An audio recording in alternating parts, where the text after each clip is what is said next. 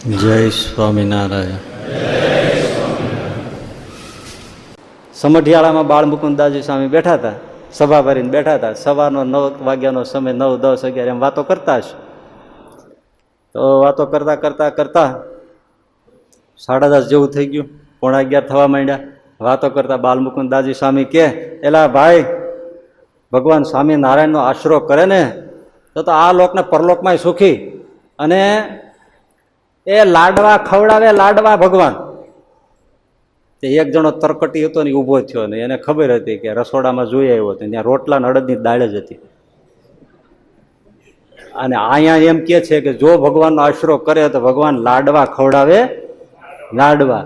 એટલે ઊભો થયો અને બાલ મુકુદાજી સ્વામીને સામે જોઈને કે, સ્વામીજી સાંભળો, હું તમારો સત્સંગી થાવ, ભગવાન સ્વામિનારાયણની કંઠી પહેરું, તમે કહો છો ને કે લાડવા ખવડાવે તો.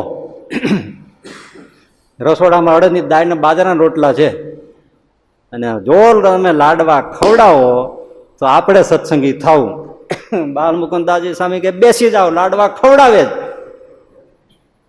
અને એ હજી બેસે ત્યાં બાજુમાં રૂગનાથપુર ગામ છે, ત્યાંથી અરજણ બાપા એક સાથે બ્રાહ્મણ, એની સાથે મોતિયા લાડુ અને ઝીણી સેવના 2 મોટા ટોપલા ભરીને આવ્યા.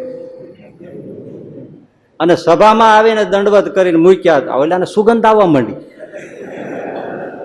કે મારા ટોપલા આવ્યા ખરા હો. પણ બાલ મુકુદાજી સ્વામી કે, હું આના સંદર્ભમાં વાત લઉં છું, એટલે બીજી વાત છે એ નહીં લઉં. એટલે સ્વામી કે, શું છે?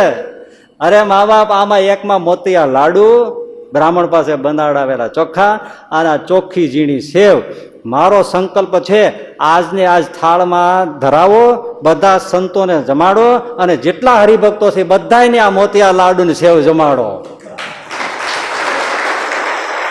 ઓલો ઉભો થઈને પગમાં પીડ્યો. એ કે, સ્વામીજી સાવ સાચી વાત છે, લ્યો બાંધો કંઠી. આશરો કરે તો લાડવા ખવડાવે, ખવડાવે ને. એટલે તે આપણે બધા શું કરીએ છીએ? ધુબાકાત છે ને. હે, આ તમે રોજ સત્સંગમાં આવો છો, મોડો પ્રસાદ મળે છે ભાઈ. એ જુઓ ને ક્યાં વાત છે. અને જે કઈ સુખી થયા છે સત્સંગ પેલા હશો ને પછી જુઓ તમે, પ્રારબ્ધ બદલી ગયા છે, ખબર નથી.